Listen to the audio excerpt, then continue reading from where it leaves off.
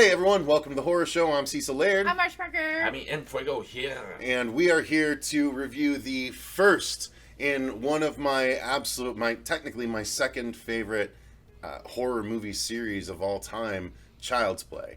We're finally going to do this review series. I don't know how quickly we'll get to them all. I know at least the first two are going to go up before the remake, and then I figured the rest of them will go up either before the remake or before the TV series as it drops in 2020.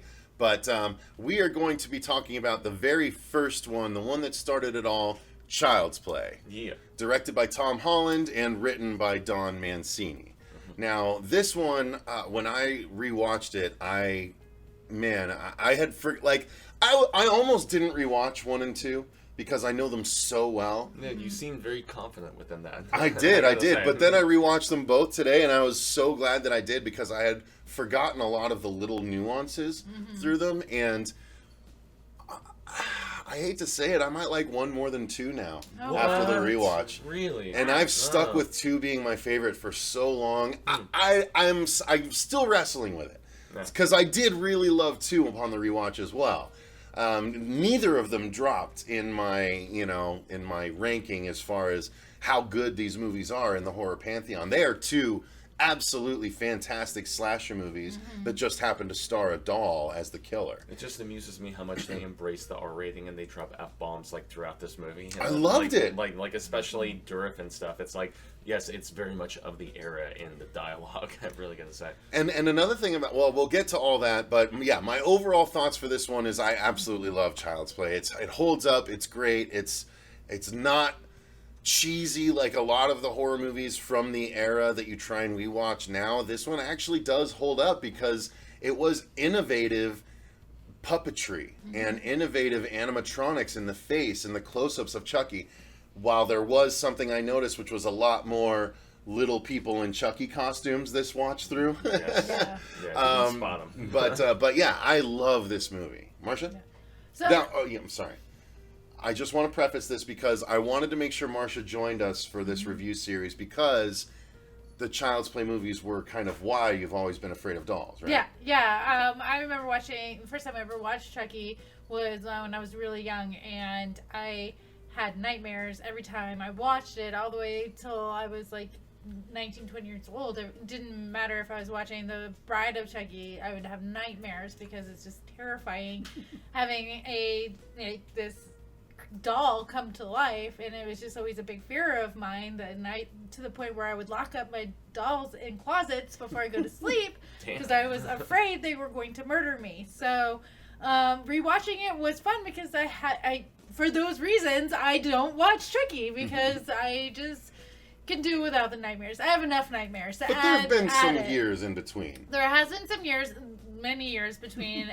So this was an opportunity for me to face my fears and dig in and watch it. And it was a fun experience. And a lot of it does still hold up. It can be very, traumatized. I can see why I was so traumatized by it as a young girl who owned dolls. And also, not only did I own dolls, but I coveted certain dolls because they were the latest thing, and I was really into it. And the fact that you got what you asked for, and now your family's dead. Yay! It was fun, and be just careful what you ask for. Right, and just watching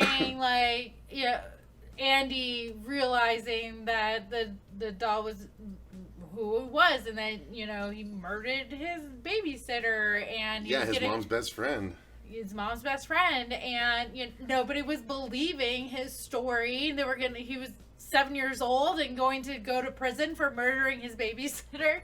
So that was really, really fun to think about, and I knew, like, now that I have a kid, it was interesting because, like, Pete would always say, "Oh, why is Child's Play so scary? It's just a doll. You could just take the doll and throw it, and you're fine. And you could always overpower the doll." It's almost like the Pet Sematary factor, though, right? Yeah. And the fact that, like, when you have one of your own, it gives a different distinction. I want to say that the reason the different perspective is they have a grip on him. So even with a little doll, if he's possessed and he has the supernatural strength, my son is like 18 months old, and I have to pry him sometimes off of me. And then you think about the positions of, like, if he's on your back or he just comes out of nowhere and just really gets a hold of you. I mean, he's strong. Like, how are you going to just rip that out of his hand? You're not going to, because he's got the strength behind him. So that is scary.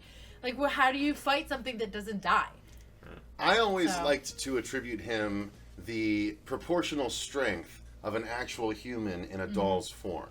That's the way I always like to look at it. An adult human in a doll. Right, well, Charles Lee Ray in the doll form. So he's got all the strength of an actual adult Charles Lee Ray, but he's just in a doll form. Right. That's why he can run, that's why he can jump out, that's why he can hold on, that's why he can, do all the stuff And that I he do can feel do. like you get that equivalent a little bit better in the second film, just with how they frame up some of those, like, kill scenes and stuff like that. Yeah. But, yeah, nonetheless, very good in this, so... Fuego, your thoughts overall? It takes a while to really get that interesting for me, but the climax, especially with, like, the burning and all of that different stuff with Seventh Heaven Lady, going nutsoid, and she's like, I'm gonna burn this goddamn doll, and I'm gonna take charge of the situation. And also the whole, factor Marcia mentioned in the fact that it really does boil down to almost like a procedural aspect of, is this kid crazy? Did this kid kill people, because nobody believes the scenario. With Either good, way would be frightening. with good reason. So if it's this, crazy little Andy kid killing people, that's nasty and frightening. And, if it's the strange doll that has voodoo, whatever, possession transpiring, that's, frightening in its own sentiment as well. So, I don't know. I actually, I don't know. There's so much to like about this movie, and I like the guy from Fright Night too, who also Chris Sarandon, Tom Holland.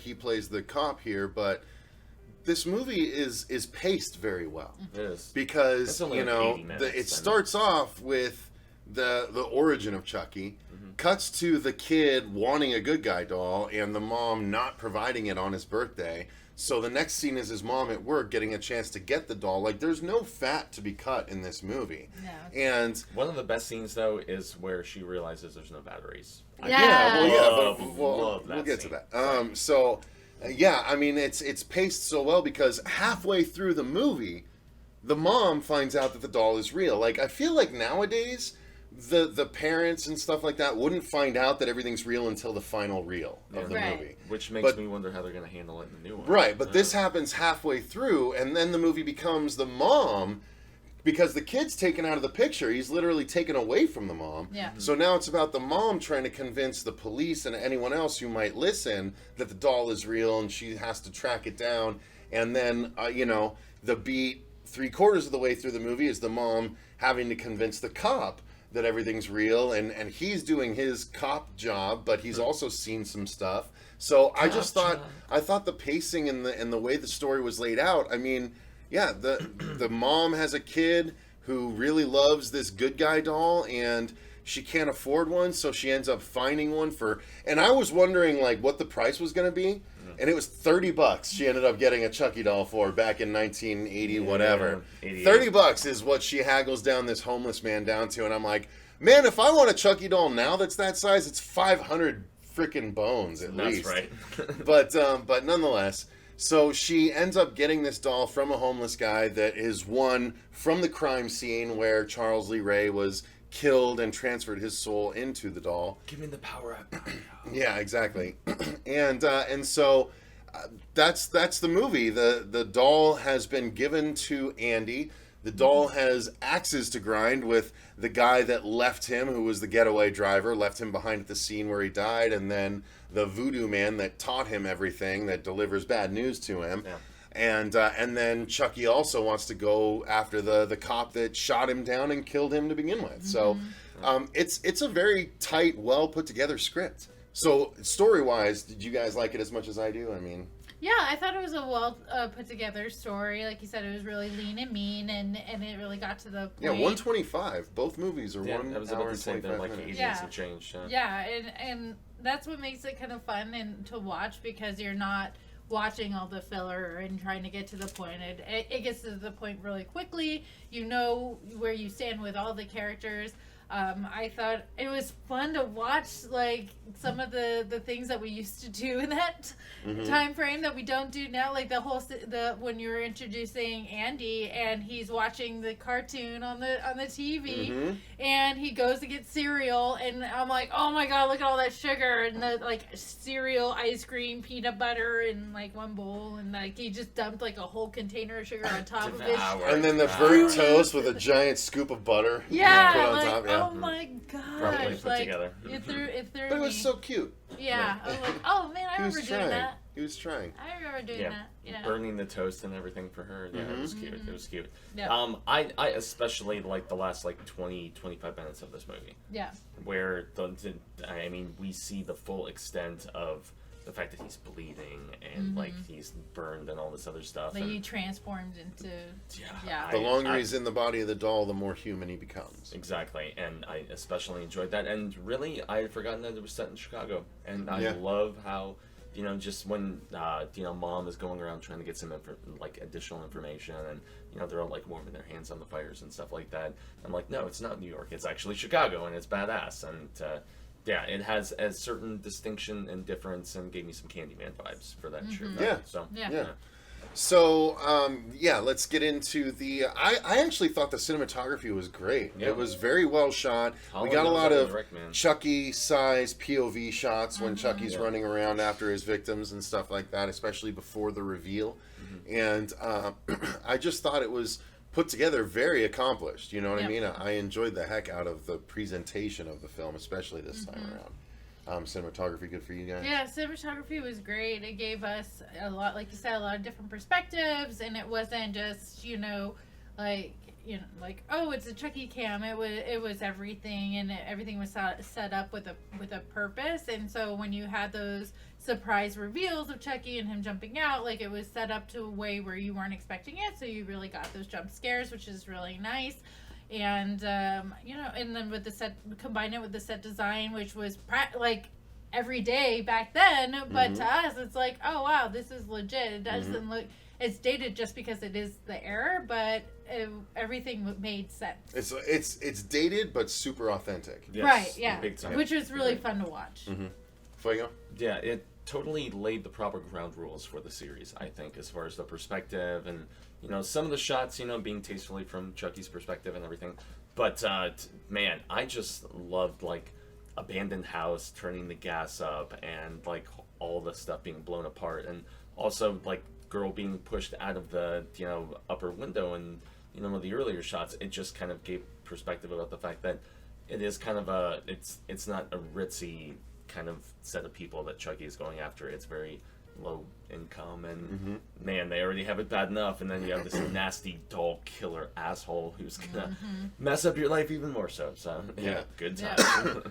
So the what I acting, pay for. I think the acting is actually very good in this one. The mom was tremendous, and Chris Sarandon as the cop was tremendous. Even Andy was really good. Alex Vincent, tremendous in both this and number 2. Like, I thought the acting was super solid in this film. I was going to ask, did they recast for 3 for Andy? Yes. Okay. Oh, yeah. They cast Sliders Boy. Yeah, that's right. Yeah. So I couldn't recall. Yeah, well, because they, the real Andy wouldn't have been as old as they needed him to be when they made the third movie. So this... I like the acting that we got in this film for sure. I don't think there was any weakness in it. What about you guys? No, I think they did a fantastic job. I mean, you gotta think it's gonna be hard to act with the doll and trying to figure out how to, take it seriously and actually feel that fear and feel like you are being held back or you are getting stabbed by this inanimate object. So. This is before green screen and all of that. So to actually give that phenomenal performance in a different realm, it's impressive because they didn't have that before.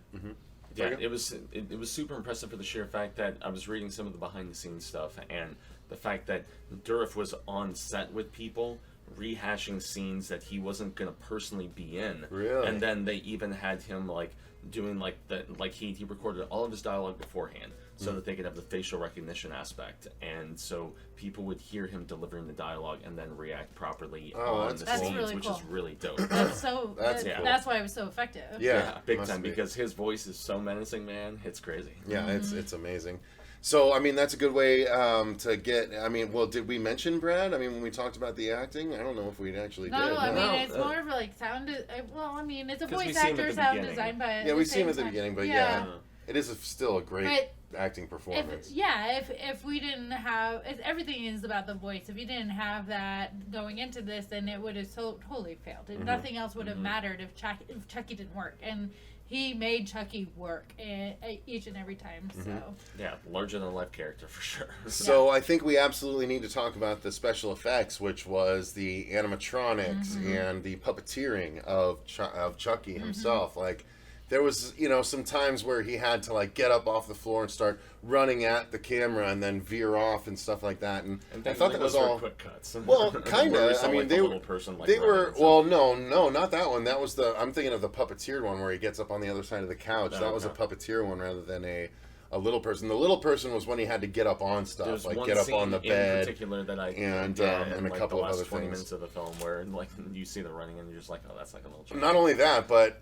when he's burned at the end, that's obviously someone slowly creeping and stuff like Yeah. that. That's a real person and stuff like that. But I thought it was still very, very effective, Truly, and dude. especially in the close-ups. Like it did, I think it did improve in Child's Play 2, but I think it was so accomplished in Child's Play 1. yeah, I was super impressed with it because, like I said, it's been such a long time since I watched it, and I was paying attention to the Chucky movements because that's, that's where the life of the energy of the movie is, and they did a great job. I mean, it totally stands up to today's standards for sure. Without it being CG, like that's amazing. I agree. Fuego? Yeah, it was impressive, and I just love the burn sequences, as we all talked about, and with good reason, because of the fact that you even have that little psych moment at the end where they're just like, "Oh, you guys are all enamored with this doll," and so on, and then it just jumps out and freaks out. Yeah, I love that little bit. I do like it when they're when she's shooting off limb and limb, and he keeps going, and like that's so much fun. It's like a Terminator. Yeah, it feels Just does not die. it feels I love very it. much R-rated at the end, which Yeah. is the one thing that gave some validation that I appreciated. So. Yeah.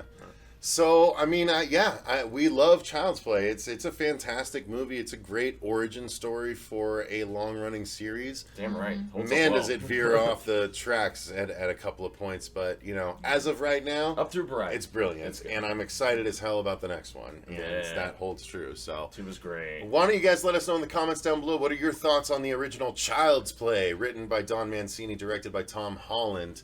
I'd be very curious. Oh, a little off-the-screen sneezes. Way to go. Sneezies. So, thank you guys very much for watching. If you enjoyed the video, click that like button and subscribe if you want to see more. We're going to be doing at least the review of Child's Play 2, if not the review of the rest leading up to this remake.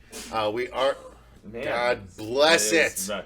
All right, so that's it. You know what? We're gonna Everyone's fired. Cut it out. No, so that's going to do it, you guys. Let us know in the comments down below what you thought about this. Thank you very much for watching. Until next time, I've been Cecil Laird. I'm Marsh Parker. Gracias, Jaime, Fuego. And remember, Stay stay scared.